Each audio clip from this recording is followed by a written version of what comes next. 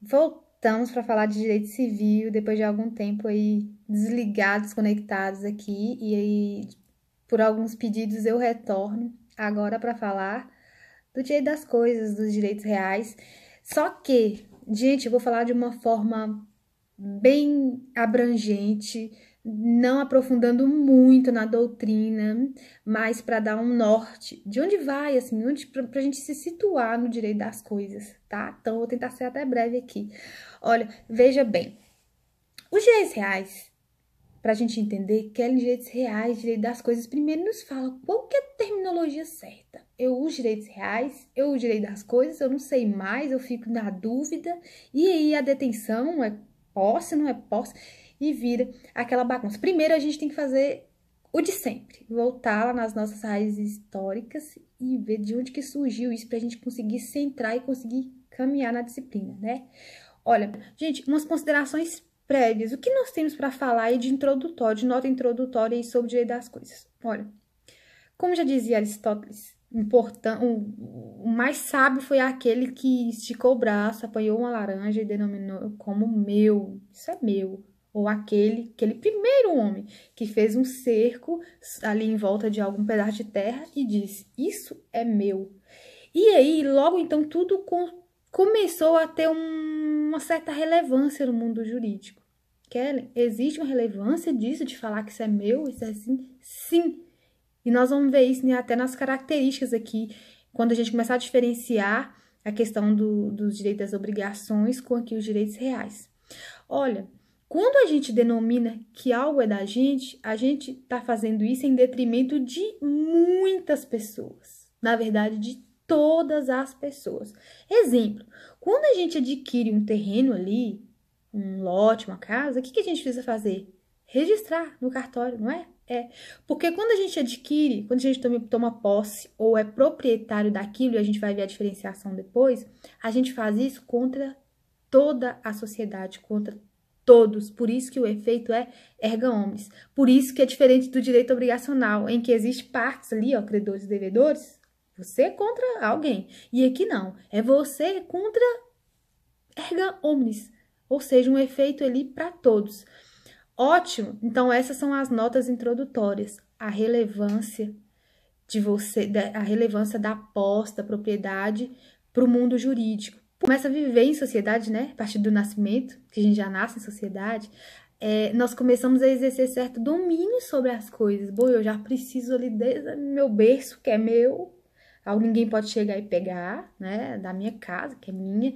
Então, esse domínio, a questão do domínio é que traz essa relevância jurídica, porque a partir de então, o direito, ele se ele, como que eu posso dizer, o direito, ele tentou se adaptar, porque é indispensável, esse convívio em sociedade, é indispensável que surjam regras básicas para colocar limites, até onde eu posso me apropriar ou apossar disso, até onde eu não posso, o que eu devo fazer para regularizar a minha posse, a minha propriedade, como eu posso ter de volta a minha posse, a minha propriedade. Então, existe essa relevância jurídica, porque é em relação a todos, certo? Olha, gente, o que eu imagino que vocês têm que ter em mente quando começa a estudar os direitos reais? Vocês têm que ter em mente uma coisa. Os direitos patrimoniais, os direitos reais, eles fazem parte dos direitos patrimoniais, ok? Então, o que temos? O direito patrimonial, no plural, os direitos patrimoniais, eles subdividem-se, ou seja, ele pode ser direito patrimonial, os pessoais, ou direitos patrimoniais reais. Vamos voltar. Os direitos patrimoniais, ele subdivide. Ele pode ser um direito patrimonial pessoal ou um direito patrimonial real. Vamos aqui colocar, por exemplo, as obrigações ou os contratos ou até mesmo as sucessões, eles são direitos patrimoniais pessoais. As obrigações mesmo é um direito patrimonial? Mas é pessoal. Tem ali entre partes, as sucessões também têm as partes pré-definidas. O sujeito passivo é definido. Aqui não, é indeterminado, é uma coletividade. É contra todos, eu não disse isso. Já os direitos reais, que é o chamado direito das coisas, né? Porque ele tem natureza real. Os direitos reais, patrimoniais reais, olha, vocês já sabem disso agora, os direitos patrimoniais reais, ele se conceitua quando a gente se aproxima de algum bem material, corpóreo. Tem entendimento também não corpóreo? Tem, né? O direito patrimonial real aí, a gente vai ver mais pra frente, intelectual, etc. Sim, mas em regra são os materiais ali corpóreos. Vamos colocar, por exemplo, a partir do momento que eu me aproximo deste livro, eu tenho aqui, no momento eu tenho a posse. A propriedade é discutível, né? Mas a posse é indiscutível que eu tenho desse livro. Isso é o direito real. É a minha aproximação com o objeto. E aí, eu estou definindo isso como meu para com todos. E não para com alguém. Deu para perceber essa diferença? Então, tá. Então, eu vou trazer um conceito. Quem quiser anotar, dá um pause e volta. E, né, porque não vai dar tempo de colocar a legenda, porque esse vídeo tá sendo rápido. Olha, pode-se afirmar que os direitos das coisas... Pode-se afirmar que os direitos das coisas... Igual fazer em sala de aula.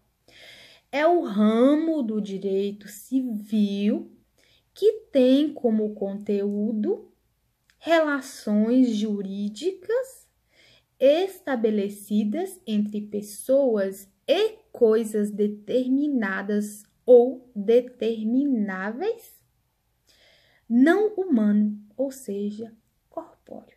Não humano, corpóreo, certo?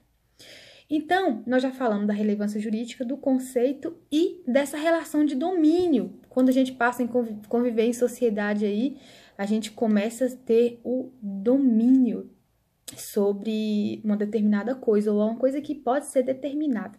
Então, o conceito, só para voltar aqui, abrir um parêntese, vocês sabem, a maioria das pessoas, meus alunos, sabe que eu gosto muito de vários doutrinadores, né? Tem vários doutrinadores, mas que eu tenho como cabeceira Carlos Roberto Gonçalves.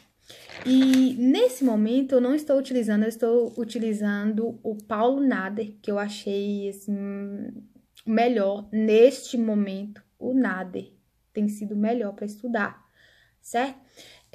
Então, um conceito que Nader traz, que eu acho interessante também, é o seguinte: o direito das coisas é a parte do direito civil que regula os poderes da pessoa sobre bens materiais, móveis e imóveis, e imateriais. Lembra que eu falei da propriedade intelectual, etc? A gente vê depois. Então, tais poderes envolvem a submissão do objeto e a capacidade de produzir efeito jurídico. Gente, veja só. Grifem isso que vocês anotarem que eu disse, que vocês anotaram que eu disse. Capacidade de produzir efeito jurídico. Lembra que no começo eu falei assim, muito se discute, e aí, é direito real, direito das coisas? Será que é a mesma coisa? Será que não é? O que vocês acham? Direitos reais significa direito das coisas? Não. Mas é a mesma coisa. Olha que interessante. Não significa, mas é a mesma coisa. Olha, essa corrente, ela se subdivide muito. E aqui nós já temos Nader levantando a bandeira de que ele é dos direitos reais. Ele utiliza direitos reais e não direito das coisas. Eu, por exemplo, já estou mais com o Carlos Roberto Gonçalves, que ele utiliza mais a terminologia direito das coisas, assim como Washington Barros, Maria Helena Diniz.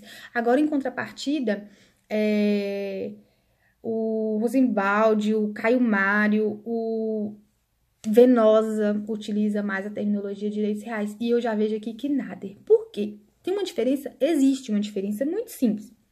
Quando a gente fala em direito das coisas, assim, direito das coisas, lembrando que a terminologia de direitos reais, ela é predominante. Existe uma maioria que utiliza direitos reais e não direito das coisas. Não significa que vai estar errado, tá? Se o professor te der errado, corrija-o, porque isso é questão de divisão doutrinária. Então, do ponto de vista técnico, né, vocês podem até anotar isso na prova, do ponto de vista técnico, não há diferenciação. Por que não há? Mas vejamos, quando a gente fala direito das coisas, a gente está ali no campo metodológico. Algo mais metodológico, muito mais simples. É questão de domínio sobre uma coisa. Que legal, o direito das coisas é eu exercendo um domínio sobre uma certa coisa. Bacana. Já aqui do na questão, quando a gente usa direitos reais, vai além disso. Quando se utiliza direitos reais, os doutrinadores afirmam que, além do campo metodológico, isso constitui relação jurídica. Isso aqui tem uma relevância jurídica, relação jurídica. Então, a diferença é só isso. Enquanto uma está mais para o campo metodológico, a outra traz ali a ideia de relação jurídica. Mas, em suma, é a mesma coisa, certo? Gente, aqui eu dei para vocês 2 conceitos e os 2 conceitos são extremamente válidos. Um adota mais a teoria aí do direito das coisas e o outro, direitos reais, né? Uma relação jurídica. O Nader, ele fala uma coisa interessante. Ele fala que as coisas é um bem jurídico. Por isso, reais, né? Ele defende aqui. E ele diz que essas coisas, por ele ser da corrente dos direitos reais, ele diz que essas coisas, elas são suscetíveis de apropriação. A partir do momento que ela é um bem jurídico, ela está suscetível à apropriação. E porque ela tem um conteúdo econômico, né? Por exemplo, quando tudo dele é ilimitado, você pode apropriar-se ou apossar da coisa de forma ilimitada, tanto que a gente vai ver como uma característica aqui. Vou até separar, porque a gente vai ver como uma característica. É ilimitado. Óbvio que existem algumas limitações, como a apropriação de luz solar, água do oceano, atmosférico. Não consigo, né? Mas, em regra, ele pressupõe ali a existência limitada, porque você não consegue apropriar-se de tudo. Mas, o que você tem condições, você se apropria ilimitadamente, né? Então, como noção, a gente tem aqui o termo direito real pode ser considerado objetiva ou subjetivamente, está dizendo Paulo Nader. Do ponto de vista objetivo de Paulo Nader, a terminologia direito das coisas corresponde a um conjunto de normas que organiza os institutos da pós-propriedade e direito sobre as coisas alheias. Gente, é isso, é o campo metodológico. É pós-propriedade ou algo ali parecido à propriedade, né, sobre direito sobre a coisa alheia. E quando a gente fala de considerar o seu caráter subjetivo, a gente considera o direito real como poder jurídico da pessoa sobre a coisa. Então, ele é independentemente dele ser intermediário ali, sabe? De ter algo intermediário. E a coletividade é o sujeito passivo. Então, subjetivamente, sai do campo metodológico, nós temos essa relação ali de domínio, onde a coletividade é o sujeito passivo da relação. Então, aqui ele já falou para nós o sujeito ativo, o objeto e o sujeito ativo. E agora a gente adentra em algumas teorias para tentar explicar aqui melhor a questão. Lembrando que a gente não entrou na questão de posse nem propriedade, a gente está estudando ainda direitos reais. E nós temos algumas teorias que explicam esse direito patrimonial real. Olha, a primeira teoria que vocês anotem é a teoria clássica, que pode ser chamada também de teoria romana. O que essa teoria fala? Ele fala que no direito real tem uma relação direta, é uma relação imediata entre o sujeito e o objeto. Não tem nada que faz o intermédio, é uma relação direta, entendeu? A proximidade aqui, é isso. Então, a coisa, ela vai estar submissa aqui diretamente à minha vontade, à vontade da pessoa humana. Só isso, Kelly, só isso. Uma teoria vai explicar isso. Olha que legal. A segunda teoria é a teoria personalíssima. Para quem defende essa teoria, ela já representa uma relação jurídica, gente, entre o seu titular e a coletividade. Essa proximidade é portadora de um dever jurídico, assim dizendo, né? Então, essa teoria diz, se o direito real é de propriedade, no polo passivo da relação e com deveres omissivos, estariam todas as pessoas indeterminadamente. Olha só, todas as pessoas indeterminadas estariam no polo passivo, é toda a coletividade. Não haveria destarte uma relação jurídica entre o titular de direito e a coisa. Ok? Então, para ele aqui, o direito real é sim uma relação jurídica para essa teoria personalíssima. Aí, por fim, remoer, apareceu aquele esperto que se apropriou de um pouco do pensamento de uma teoria, um pouco do pensamento de outra, e lançou a teoria dele, né? Copiada de cada um, que é a chamada teoria eclética. Nessa teoria eclética, eles dizem assim, ele apresenta como, ele tenta conciliar as duas correntes, né? Porque a teoria clássica, tanto a primeira teoria quanto a segunda, ela se opõe, uma é contrária à outra, né? E aqui ele diz que ele pega a parte do poder da teoria clássica, que o poder imediato e direto sobre a coisa, mas pega um pouco da personalista, que por mais que eu esteja aqui em posse de domínio sobre a coisa de forma imediata, isso aqui se opõe a erga omnes para todos. E paz, minha teoria vencedora é que caiu no gosto da galera, né? A teoria eclética, né? Pegou um pouco de um, foi fácil o trabalho. Ótimo, gente. Vencidas as teorias, a gente passa para a classificação e os caracteres dos direitos reais. Olha, classificação. E vocês vão anotando. Quanto à amplitude dos poderes que concentram aqui nos direitos reais, ele pode ser pleno ou ilimitado. Quando a gente fala aqui de pleno ilimitado, ou limitado, que é a mesma coisa, né?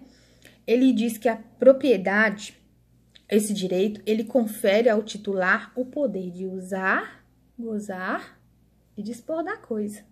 Então, eu tenho um domínio pleno sobre a coisa. Eu posso usar, gozar e dispor da coisa. Entendeu como é que é pleno? Esse meu poder ali, né? Esse meu domínio sobre a coisa.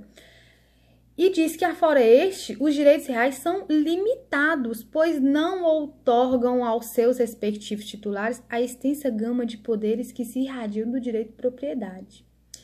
Gente, porque é o seguinte, eu quero que vocês abram o artigo 1225 do Código Civil. Abram, vamos abrir juntos aqui. Lá no título 2, eu sempre mando vocês verem o título, né? Título 2, direitos reais. Aí diz, são direitos reais. Aí começa a propriedade, a superfície, as servidões, o usufruto, o uso, a habitação, o direito do promitente comprador do imóvel, o penhor, a hipoteca, a anticrese, a concessão do uso especial para fins de moradias, a concessão real de uso e a laje. Quando esse artigo aqui do Codex, esse 1225, ele traz esse rol, ele limita o que são os direitos reais. Então, de certa forma, ele é limitado por conta disso.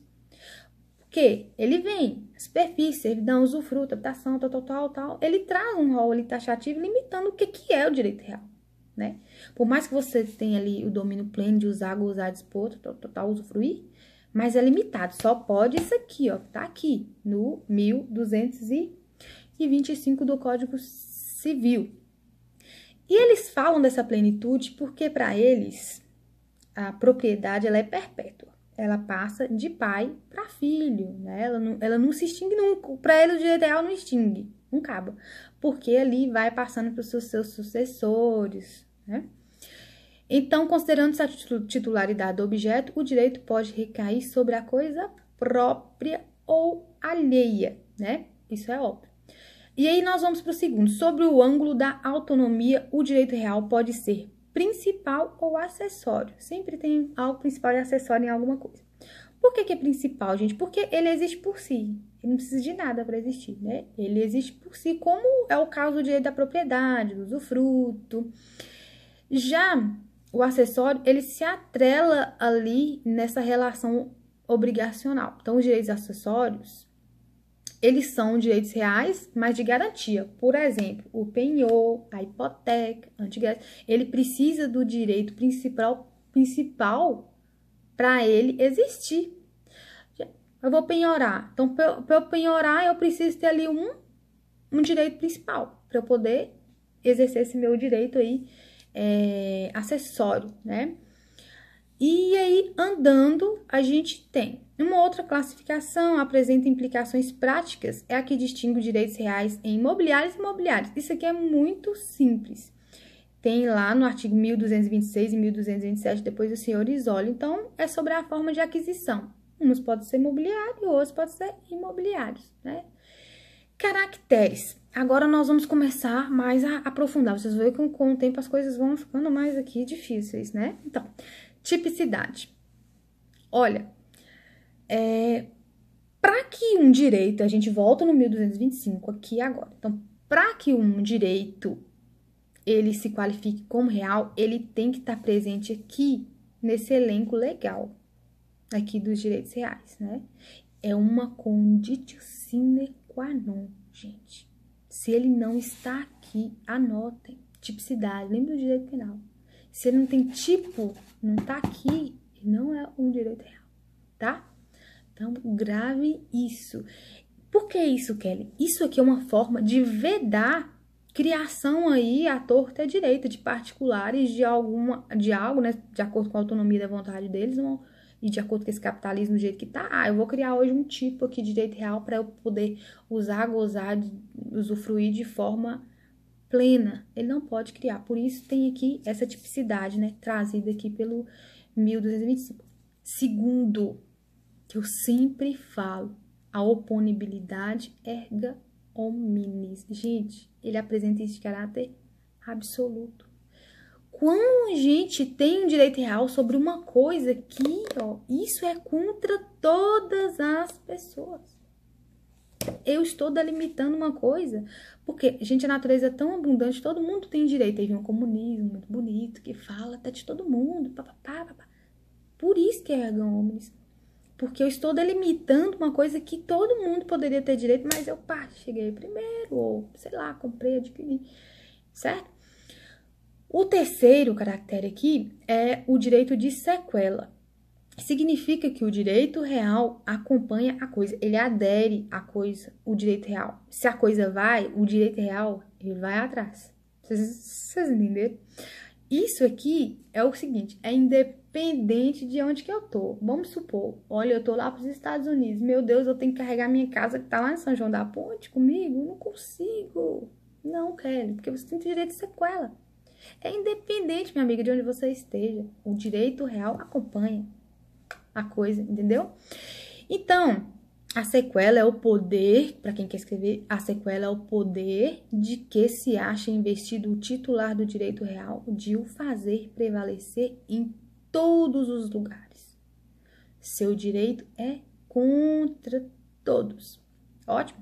Terceiro, gente, publicidade. Lembra que eu falei do imóvel? Quando a gente adquire, a gente tem que ir lá e fazer o registro? Porque senão isso não se opõe a erga omnes, não se põe a erga omnes ali, não dá efeito para todo mundo, porque não tem publicidade. E aí é dada a importância do registro. Então, no direito real, a coletividade, ela participa do polo passivo. Quando você vai no cartório, entenda isso.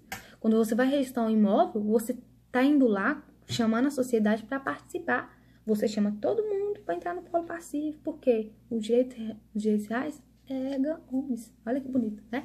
Então, tratando de coisa imóvel, por exemplo, qual que é a regra? Que você adquire ali e vai no registro de cartório de imóveis.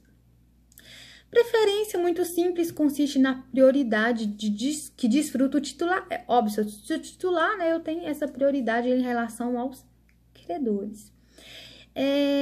O sexto, nem sei mais se é o sexto, eu acredito que sim, é o princípio da elasticidade da consolidação. Olha só. São conceitos ali que se opõem e ao mesmo tempo fazem sentido juntos.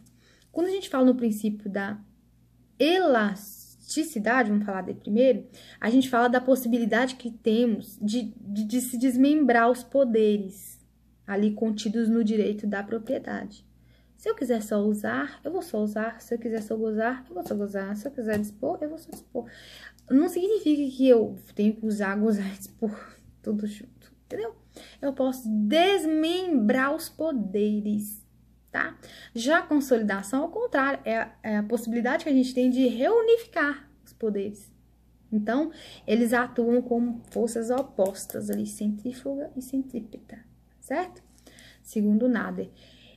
Aí a gente vai fazer um paralelo rapidão, já tô com 25 minutos de vídeo, mas vamos fazer um paralelo rápido aqui entre direitos reais e obrigacionais. Gente, é jogo rápido que a gente tá fazendo só pra uma turma fazer uma prova ali.